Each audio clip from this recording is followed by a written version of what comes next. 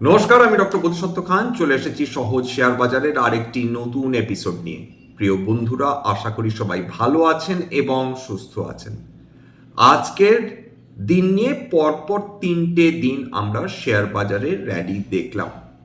বিগত দুদিন নিফটি সেন্সেক্স দুটোতে র্যালি দেখেছিলাম, কিছু নির্দিষ্ট সেক্টরে র্যালি এসেছিল, কিন্তু কোথাও না কোথাও কি যেন একটা মিসিং ছিল। আজকের দিনের র্যালিটা কিন্তু প্রত্যেক বিনিয়োগকারীকে একটা স্বস্তি দিয়েছে, কিছুটা হলেও সন্তুষ্ট করতে সক্ষম হয়েছে। কেন? তার কারণ নিফটি সেন্সেক্স বিগত দুদিন উত্থান দেখেছে বটে শর্ট কাভারিং এর ফলে বা রিলিফ র্যালি যায় বলুন না কেন, কিন্তু মিড ক্যাপ বা স্মল ক্যাপ সেখানে প্রত্যাশিত কিন্তু কোনো র্যালি ছিল না। আজকের বিনিয়োগকারীদের অভিমান কিছুটা হলেও ভেঙেছে। দেখুন, মিড ক্যাপ 100 অর্থাৎ নিফটি মিড ক্যাপ 100 প্রায় 2% উপর আজকে উত্থান এসেছে। নিফটি স্মল ক্যাপ প্রায় 2.25% কাছাকাছি উত্থান। এছাড়া নিফটি রিয়েলটি, যেটা বিগত কয়েকদিন ধরেই একটা নেগেটিভ সেন্টিমেন্ট নিয়ে ট্রেড করছিল, সেটা আজকে 3.5% উত্থান। নিফটি আইটির কথাই বা বাদ দিই কি করে, সেক্ষেত্রে নিফটি আইটি আজকে 3.5% বেশি উত্থান দেখেছে। এবং এখন বিভিন্ন যে ক্রেডিট রেটিং এজেন্সিসগুলো রয়েছে, যেমন সম্প্রতিকালে সিএলএসএ বলেছে যে এআই এর উত্থানের ফলে নিফটি আইটির অন্তর্গত কোম্পানিগুলোর কোনো রকম ভয় নেই। যেখানে বিশ্ব জুড়ে বিভিন্ন আইটি কোম্পানিজগুলোতে তুমুল পতন হয়েছে এবং সেই পতন ত্বরান্বিত হয়েছে বিগত 2 মাসে, সেখানে কেবলমাত্র এটা বলে দেওয়া যে আইটি কোম্পানিগুলোর এআই এর দিক থেকে কোনো রকম ভয় নেই, এটা হয়তো বা কিছুটা অতিরঞ্জন বটে বা কিছুটা বিনিয়োগকারীদের ভীতিটা কম করা একটা প্রচেষ্টা হিসাবে ধরা যেতে পারে। যদি আইটি সেক্টরের অন্তর্গত কোম্পানিগুলো নিজেদের ব্যবসার ক্ষেত্রে এআইকে ইন্টিগ্রেট করতে পারে, সেক্ষেত্রে ডেফিনেটলি আইটি কোম্পানিগুলো লাভবান হবে বই কি। কিন্তু এই মুহূর্তে যে কারণে আইটি সেক্টরে অনিশ্চয়তা চলছে, সেটা হলো আইটি কোম্পানিগুলো যে সার্ভিসেস প্রোভাইড করে থাকে, সেটা যদি এআই ডেভেলপিং কোম্পানিজগুলো একই কাজ করে দিতে পারে, সেক্ষেত্রে আইটি কোম্পানিগুলোর গুরুত্ব বেশ খানিকটা কমে যায় বই কি। যাই হোক, মার্কেট একটা অজুহাত খুঁজছিল। যখন মার্কেট অত্যন্ত উচ্চ একটি স্তরে চলে যায়, তখন বিনিয়োগকারীরা বা ট্রেডার্সরা একটা কারণ খোঁজেন যে কিভাবে একটি মার্কেট তার উচ্চতম স্তর থেকে নিচে নামতে পারে, এবং সেই কারণকে যে কোনো কারণকে মুখ্য কারণ হিসেবে ধরে সেখানে তারা সেলিং শুরু করে। ঠিক একইভাবে যখন মার্কেটে একটা সিগনিফিক্যান্ট কারেকশন চলে আসে, যেটা সম্প্রতিকালে আমরা দেখেছি প্রায় 26,300 থেকে 23,000-এর কাছাকাছি চলে যাওয়া, সেখানে একটা সিগনিফিক্যান্ট কারেকশন এসেছিল। এই সময় বেশ কিছু কোম্পানি তার ভীষণ ফেয়ারলি ভ্যালুড হয়ে দাঁড়িয়েছিল, বা কিছু কিছু কোম্পানি এমন অবস্থা যে তার ইন্ট্রিনসিক ভ্যালুরও নিচে নেমে গিয়েছিল। এখন বিনিয়োগকারীরা বা ট্রেডাররা সেই ধরনের একটি অজুহাত খুঁজছিলেন বলা যেতে পারে, বা কারণ খুঁজছিলেন বলা যেতে পারে, এবং এইটা একটি কারণ হিসাবে তারা ধরে নিয়েছেন যে আপাতত ফেয়ার ভ্যালুড বা আন্ডার ভ্যালুড হয়ে রয়েছে বিভিন্ন আইটি কোম্পানিজগুলো, সুতরাং সেখানে একটা বিনিয়োগ করা গেলেও যেতে পারে। মেটাল সেক্টরে আজকের হালকা পতন এসেছে। দেখুন কিভাবে কি রিলেটেড হয়ে থাকে। যেই মেটাল সেক্টরে পতন হয়েছে বিভিন্ন কোম্পানি, আজকের যদি খেয়াল করে দেখেন বিভিন্ন কমোডিটিস, সেটা কপার বলুন বা অন্যান্য মেটালস বলুন, সোনার উপর অবস্থা তো আজকে বেশ ভালোই খারাপ হয়েছে বলা যেতে পারে। নিফটি ইন্ডিয়া ডিফেন্স কালকেরও উত্থান দেখেছিল দারুণ, আজকেরও সেই উত্থান ধরে রেখেছে 1%-এর উপর উত্থান। নিফটি ক্যাপিটাল মার্কেটের ক্ষেত্রে দেখুন প্রায় 1.62% উত্থান, এবং এই ব্যাপারে কোনো সন্দেহ তো অবকাশ নেই যে বাজারে যখন আমরা ইউজুয়ালি একটা র্যালি দেখি, বাজারে যখন উত্থান দেখি, তখন ক্যাপিটাল মার্কেটের অন্তর্গত যে স্টকসগুলো রয়েছে সেটা ভালো র্যালি করে। ঠিক একই কথা উল্টো ক্ষেত্রেও সাজে, যে যখন মার্কেট খুব খারাপ অবস্থার মধ্যে দিয়ে যায়, লাগাতার পতন হয়ে থাকে, তখন ক্যাপিটাল মার্কেট স্টকসগুলো একইভাবে সাফার করে থাকে। মেটাল কমোডিটি, তার সঙ্গে আমাদের নিফটি মেটালের একটা অন্তরঙ্গ সম্পর্ক রয়েছে, একটা আন্তরিক সম্পর্ক রয়েছে। অর্থাৎ কমোডিটি গুলোতে যখন মারাত্মক পতন হয়, বিশেষ করে মেটালস, সেখানে খুব স্বাভাবিকভাবে তখন নিফটি মেটালেও আমরা একটা সেলিং এর একটা আবহাওয়া দেখতে পাই। ক্যাপিটাল মার্কেট স্টকসগুলো নিয়ে সবার একটু বলে নিই যে দেখুন আজকের বিভিন্ন স্টকস ক্যাপিটাল মার্কেট স্টকস ভালো উত্থান দেখেছে। এঞ্জেল ওয়ান প্রায় 9.5% উত্থান দেখেছে। এছাড়া ক্যাম্পস 4% ওপর উত্থান, কেএফএন টেকনোলজি 5.5% উত্থান এবং নিপ্পন অ্যাসেট ম্যানেজমেন্ট কোম্পানি 4.3% উত্থান। অর্থাৎ বিভিন্ন ধরনের কোম্পানি, সেটা অ্যাসেট ম্যানেজমেন্ট কোম্পানি হোক বা ব্রোকিং হাউস হোক বা ওয়েলথ ম্যানেজমেন্ট কোম্পানি হোক বা ডিপোজিটারি কোম্পানি হোক, সেগুলোতে আমরা উত্থান দেখেছি। কিন্তু আরেকটা জিনিস খেয়াল করে দেখুন যে এমসিএক্স ইন্ডিয়া আজকে প্রায় 2.5% পতন। কেন এমসিএক্স ইন্ডিয়াতে পতন এসেছে? তার কারণ কমোডিটি মার্কেটে আজকের বিভিন্ন কমোডিটিসের দামে ভালো পতন এসেছে। খুব স্বাভাবিকভাবে এমসিএক্সেও আমরা কিন্তু তার ফলে একটা পতন দেখেছি, কারণ এমসিএক্স মানে কমোডিটি এক্সচেঞ্জ, সেখানে বিভিন্ন কমোডিটি কেনা বেচা হয়।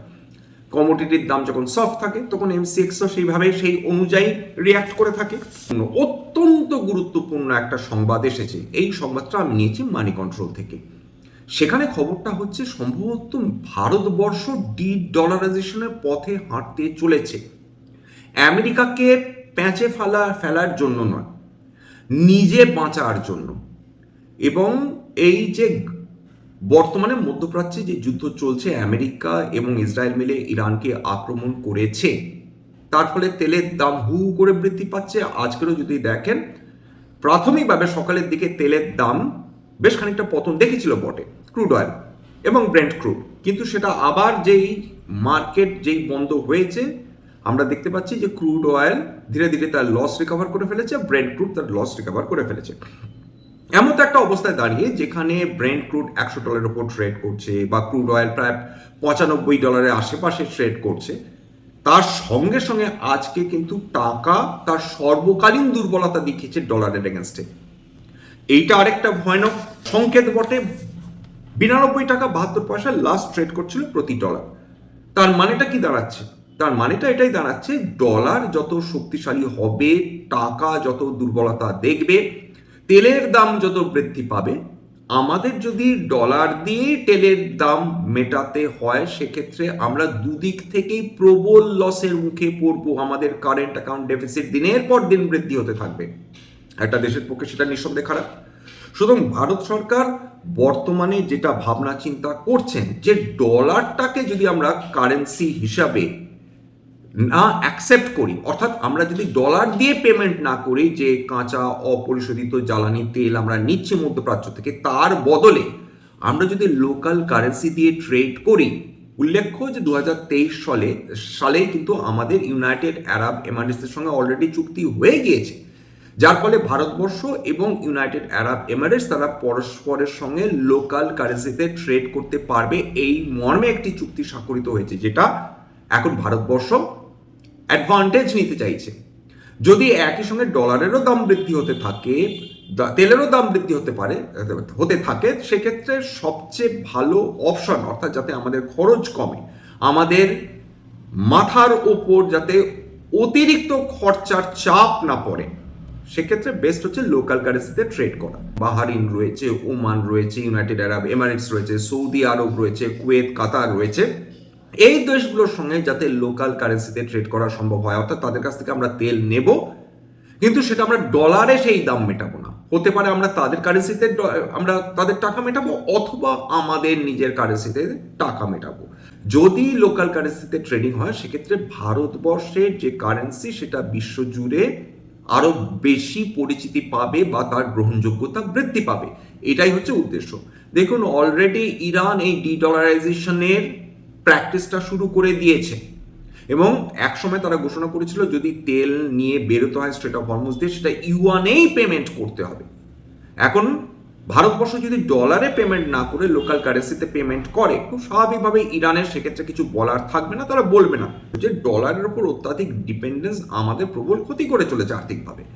সেক্ষেত্রে এখন যদি বিভিন্ন ব্রিক্স নেশনগুলো, যেটা অলরেডি কয়েক মাস আগে দিয়ে আলোচনা করছি, যে ব্রিক্স নেশনগুলো নিজেদের কারেন্সিতে যদি ট্রেড করে বা যদি একটা লোকাল বা একটা কমন ডিনোমিনেশন নিয়ে আসতে পারে, যেটা ইউরো করেছে, ইউরোপিয়ান যে দেশগুলো রয়েছে 27টা দেশ, তাদের একটি কমন কারেন্সি ইউরোতে তারা ট্রেড করছে, তাহলে ভারতবর্ষের ক্ষেত্রে অনেকটা সুবিধা হবে, ডলারের ওপর ডিপেন্ডেন্স কমবে। এবং আরেকটা সমস্যা হচ্ছে যে কাঁচা তেল, সোনা, এগুলো ডলার ইন্ডেক্সড, ফলে আমাদের পেমেন্টটাই করতে হচ্ছে ডলারের মাধ্যমে। এখান থেকে বেরিয়ে আসার আশু প্রয়োজন রয়েছে। এটা কেবলমাত্র ভারতবর্ষ না, বিশ্বের সমস্ত দেশই এটা বুঝতে পারছে এবং আমেরিকা এটাও বুঝতে পারছে যে তারা এই যে বিভিন্ন দেশকে জোর করে এই যুদ্ধের মধ্যে অনভিপ্রেত যুদ্ধের মধ্যে টেনে এনেছে, সেক্ষেত্রে তারা কাউকে দায়ী করতে পারবে না।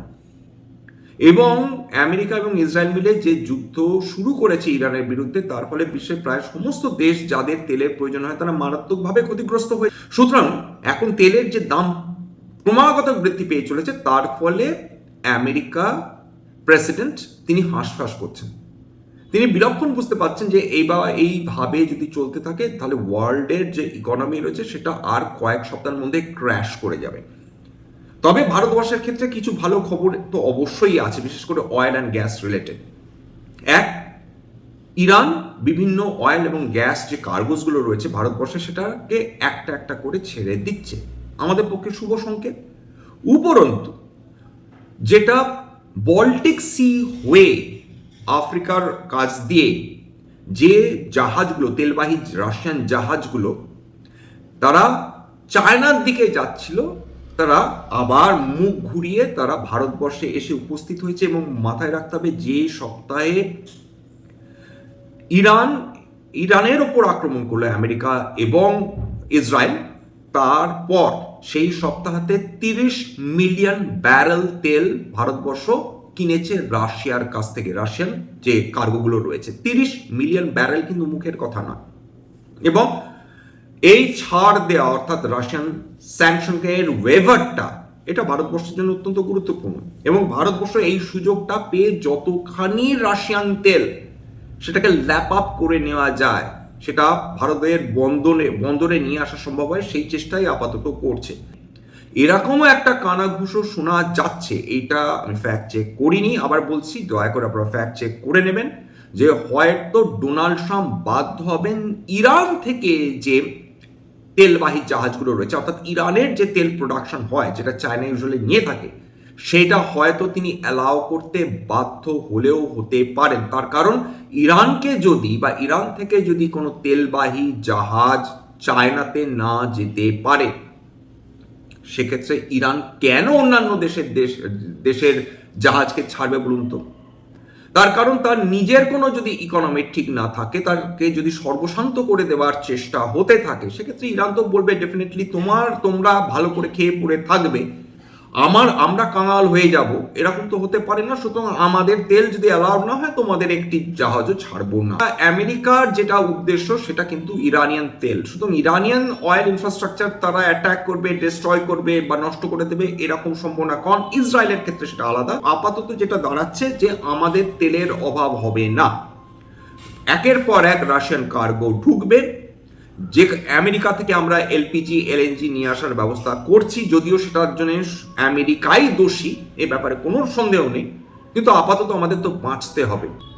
এবং রিলায়েন্সের একটা খবর এসছে, রিলায়েন্স ইন্ডাস্ট্রিজ তাদের যে জিও প্ল্যাটফর্ম রয়েছে সেটাকে তারা আইপিও হিসেবে আনতে চলেছে, তারই কাজ চলছে। আজকে একটি খবর বেরিয়েছে, সেটাও মানি কন্ট্রোল থেকে, যে রিলায়েন্স জিও তারা 17টি ব্যাংকে তারা নিযুক্ত করেছে তাদের আইপিও নিয়ে আসার জন্য। মনে রাখতে হবে এটা কিন্তু অফার ফর সেল, এই ক্ষেত্রে কিন্তু নতুন কোনো শেয়ার ইস্যু করা হবে না। এক্সিস্টিং যারা শেয়ার হোল্ডার্স রয়েছেন তারাই তাদের শেয়ার বিক্রি করবে। মোটামুটি $4 বিলিয়ন মতন আইপিও তারা নিয়ে আসতে চলেছে, অর্থাৎ মোটামুটি প্রায় 4% ধরে রাখতে পারেন।